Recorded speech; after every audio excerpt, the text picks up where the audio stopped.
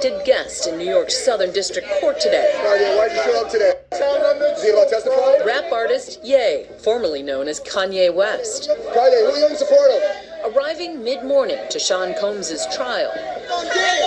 The 48-year-old embracing Combs' son, Christian, before they walked into the courthouse together.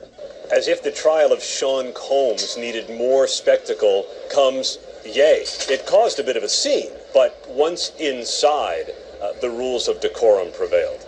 Ye has shown his support for the family since Sean Combs' arrest, who stands accused of sex trafficking, racketeering, and prostitution, all charges he denies. Normally, fans, friends line up around the courthouse. We've not seen that for Sean Combs. Why is that? I really can't answer why they're not doing it. Charlucci Finney says he's been friends with Combs for 35 years, claiming to be at court every day, rain or shine, often wearing a free puff hoodie. My colleague Byron Pitt spoke to Finney back in May as the trial started. You're a friend of Sean Combs and proud of it? 1,000%. You've been seen in court several days wearing, as you are now, free puff attire. Why is it important for you to do that? Stand in solidarity with my brother, and I want the people that's scared, pretty much, or don't want to come out to support that it's okay. The music producer even meeting up with Ye today in court. But whether Ye's appearance was welcomed by the defendant's legal team is another question. He was in and out of the courthouse in all of about 20 minutes. By the time Ye left, a key witness taking the stand. Diddy's former personal assistant, Jonathan Perez, testifying that contrary to her testimony the day before, Jane, one of Combs' ex-girlfriends, seemed to want to participate in what she described as hotel nights, sexual encounters involving escorts. When asked by Combs' defense, did it always appear to you that she was willing? Perez answered yes. He also testified that he saw a video of Jane having sex with another man and notified Combs and his chief of staff. To have one of Sean Combs' assistants who testified he had a relationship with Jane during his time working for Combs, would do errands for her and getting her lingerie and high heels, to have him say that he didn't think Jane was unwilling to do any of this stuff, the defense hopes convinces the jury to see things their way.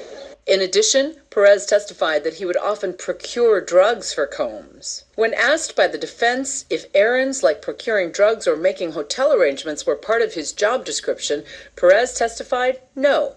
Combs' attorney asking, "You just did it because you're a nice person?" "Yes," Perez answered. This is key to the way the case is charged. Sean Combs is accused of conspiring with people that he employed as part of a criminal enterprise, enlisting his employees to help him, prosecutors allege, carry out criminal acts.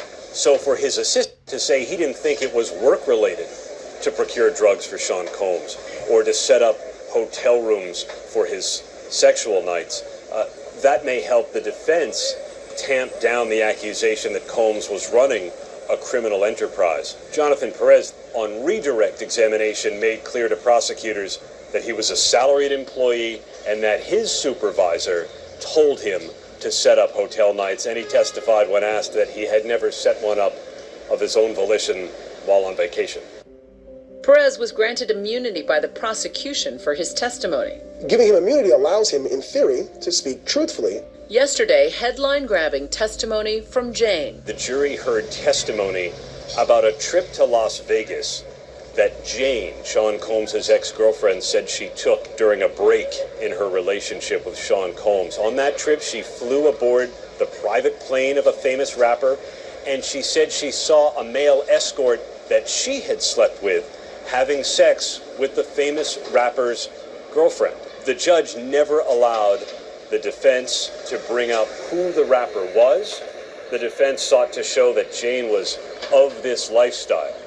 Today, court closing as it started in dramatic fashion after the judge said he was leaning towards dismissing a juror. The judge said he dismissed juror number 6, a 41-year-old man who said he lived in the Bronx, because he was inconsistent when answering the basic question, "Where do you live?"